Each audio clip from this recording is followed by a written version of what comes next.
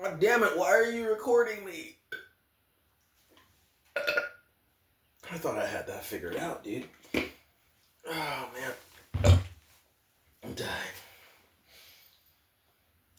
Ah, Jesus. I guess I'll do a third video.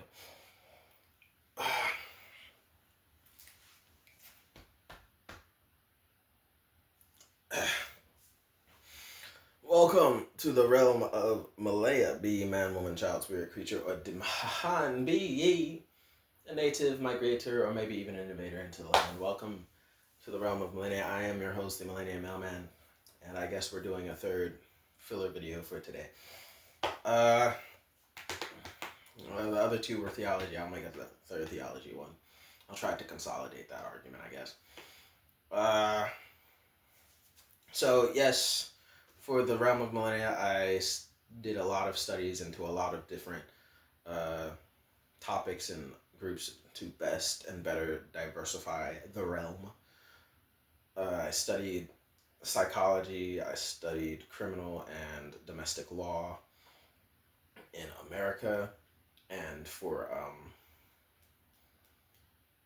socialist and communist countries, as well as, to include rather, Soviet, Russia, and Soviet nations, as well as Japan, China, and Korea, specifically North Korea. I studied criminal law and what is considered criminal for those different sectors because again, the name of the game was diversity and trying to make it fit and reasonable for everyone.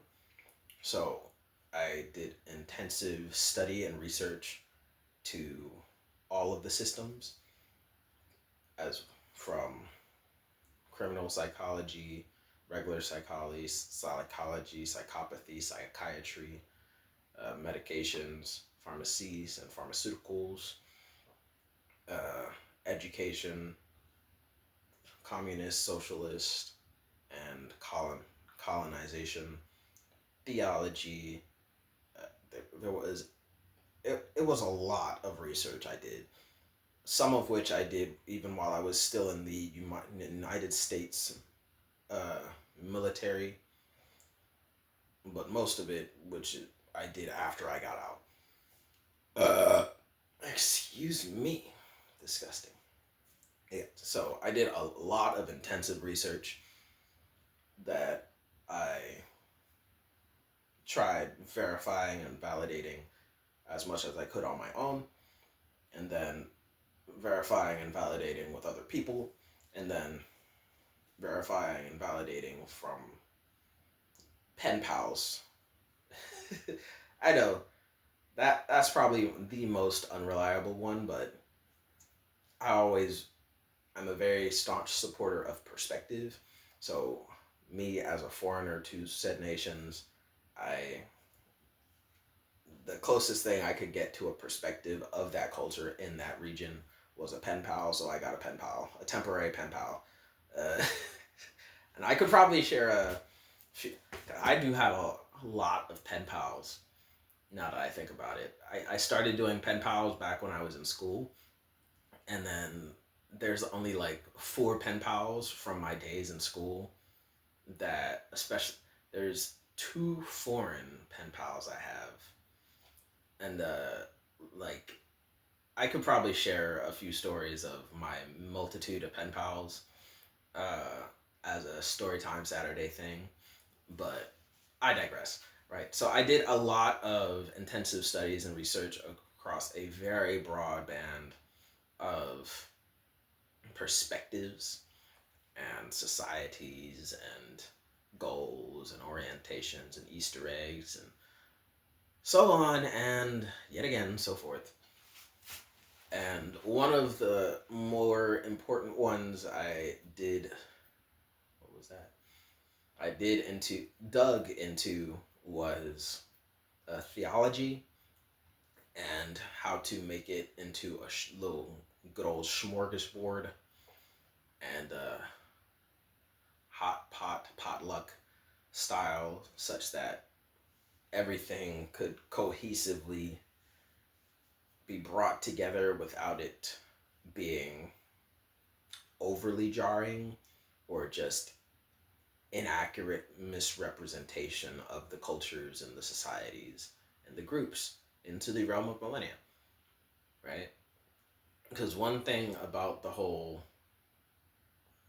novel series is that the mainstay of the realm is that in the realm of Millenia, your introduction is quite literally the center of the universe, and how every thought and perspective out in even here, the real world, comes from the distinctive truth as it is shown in the center of the universe, which is the realm of Millenia.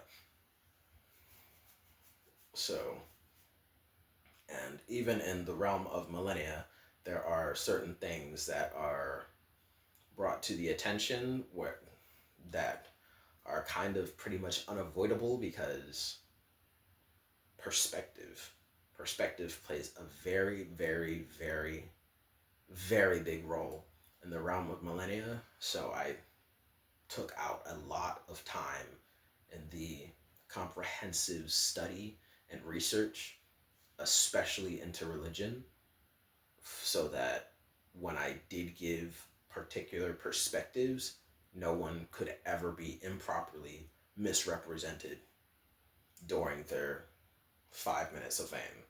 From this chapter to this book to this paragraph, I was very, very particular about it, and that I did not want to intentionally or even unintentionally, but especially not intentionally, misrepresent any of the cultures that I find to be utterly phenomenal and amazing in the real world.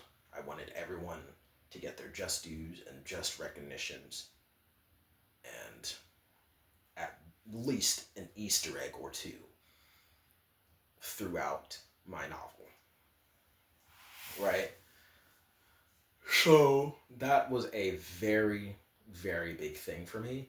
That was exceptionally harder than I ever thought and it possibly would be. So, and during my time in theology, just on a different note, was the discovery of legacy and history on bloodlines.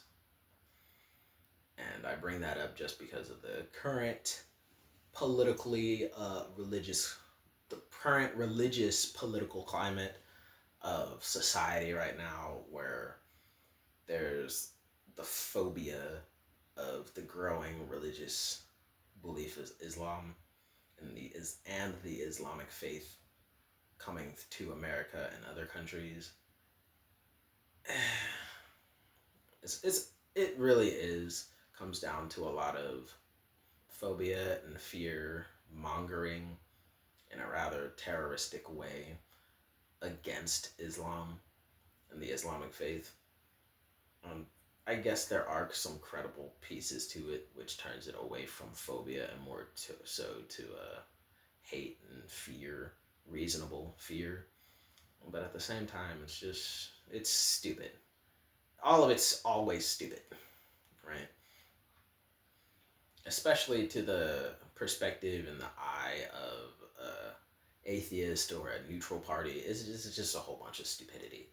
You're both stupid. Shut up. Love each other, hate each other, but leave me alone regardless, because it's annoying, right? But doing my studies so that I could properly empathize, so I could properly represent and not misrepresent either side or either party, was naturally difficult.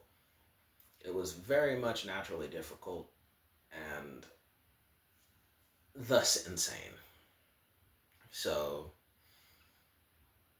yeah. That. Pardon me. So, I mentioned the political atmosphere, religious political atmosphere in regards to the Holy Bible and the Islamic Muslim Quran, because back when I was going to the School of Theological Education for the study into theologies and the different religious groups and practices. When I was studying there, I found that even the through the Bible, there are direct uh, historical nods and ties to the Islamic and Muslim faiths as a whole through the same blood ties that verify the veracity and the validity of Jesus Christ through the Virgin Mary as being blood tied, related, and to God in the New Testament faith and stuff, where the same Lot that escaped Sodom and Gomorrah and had his two daughters is the ancestor to King David and Jesus Christ. That very same Lot and his two daughters, it appears, is also the ancestor to the Islamic and Muslim faith beliefs and their prophets and their leadership. So the something that everyone should agree in both faith group clusters is that Abraham, Isaac, and all the so on and so forth boil down to the same common ancestor of Lot and his daughters for the most world renowned renditions of the faith of these two religions. And it's more so just a fighting battle of whose face of the religion is worth perpetuating and continuing for the foreseeable future, where Christians naturally say Jesus Christ, your Lord and Savior, just like the Judists and the Catholics say that mainstay branch of Israelite and stuff, that is the one to believe. It's Jesus Christ lineage, and or it's a lineage of some rendition of it that involves the Israelite blood. The blood of Israelites is what validates any god or all the gods in the Christian Holy Bible faith, right? And then you have the Muslim Islamic faiths saying it's Abraham, Isaac, leading to Lot and his daughters, which made the Ammonites and the Moabites, which turned into this perpetuated name scheme of Muhammad, Moab, the Obeds, Obedets. I'm butchering names because I'm terrible with language barriers of naming people, but and I very much do apologize about that. But that is where that come from. That is where that come from. That's where that comes from, right?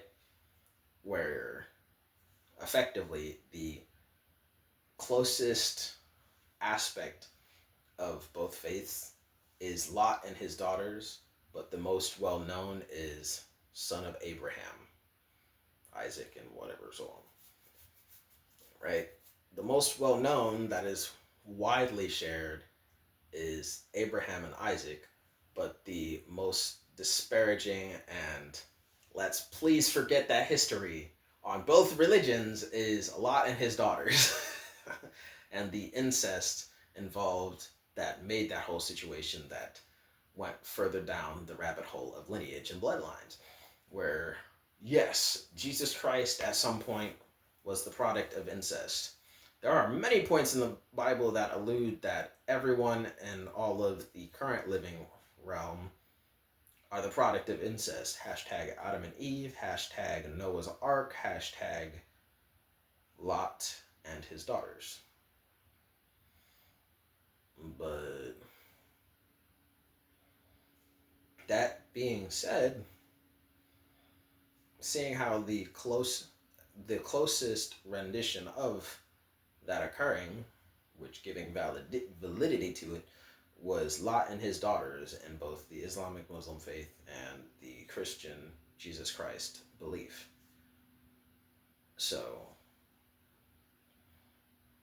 that was the biggest mind reveal for me, that, oh,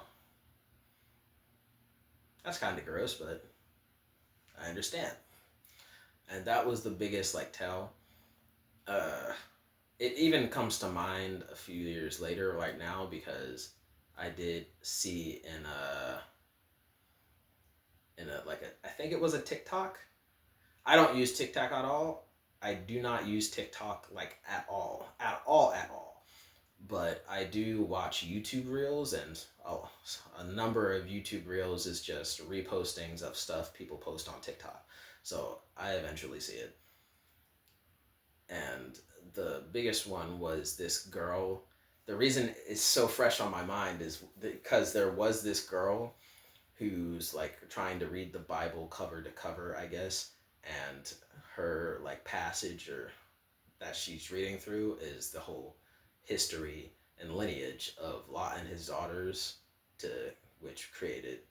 So she's like reading through the story again, and even without reading it, she remembers that story, and her whole video was just talking about how Lot and his gross decisions went against Israel, and from Israel made King David, and then Jesus Christ, the Lord and Savior, right?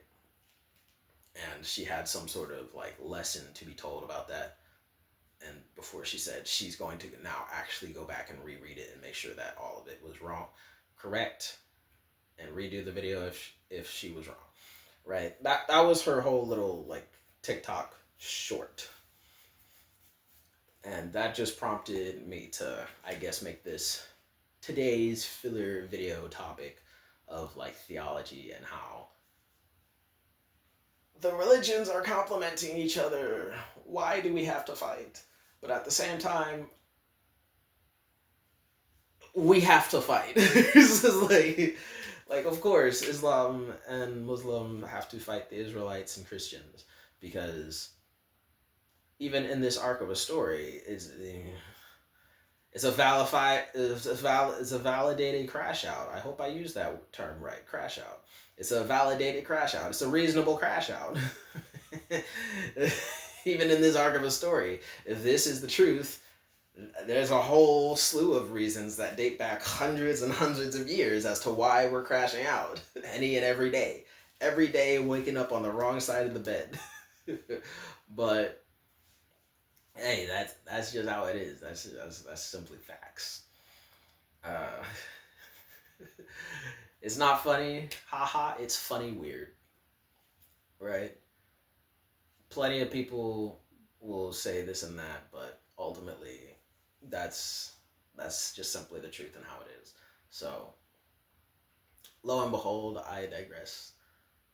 I did a lot of studies in order to get to the point of finally beginning to write and try to put in as many Easter eggs, nods, and approved and relevant and acceptable integrations of the various religions, the beliefs, the faith, the practices in a realistic fiction manner that I hope is widely accepted and approved of by any and everyone. But I do understand if there are any loopholes or tie-ins and unacceptabilities in the novel after I do finally publish it. By all means, before I finish writing, put any commentary down in the comment section down below. I will read it as soon as I see it. And if it's a correction, make some changes here and there. But other than that, that's simply how it is, right?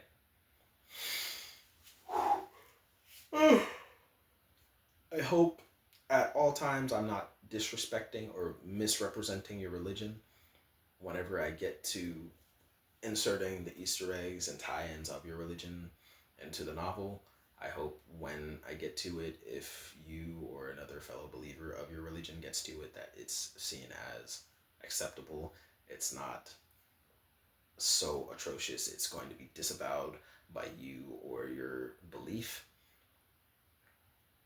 But I can only hope.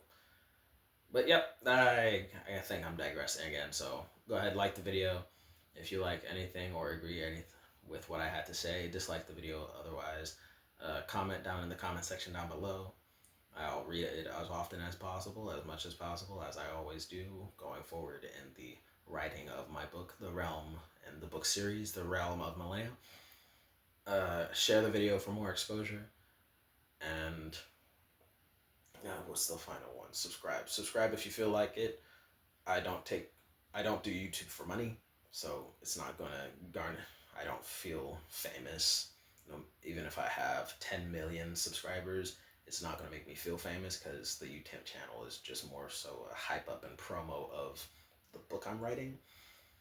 But yeah, it's not for the money in any capacity. And yeah, but yeah, share for more exposure. Subscribe for it. I take your subscription as I want you to publish the book. So more subscribers to me is more motivation to continue on in my writing and finish it, so that you can enjoy the novel that I have, right?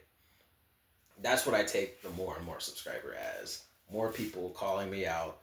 Finish writing and publish, you fat bastard. That's what I take it as.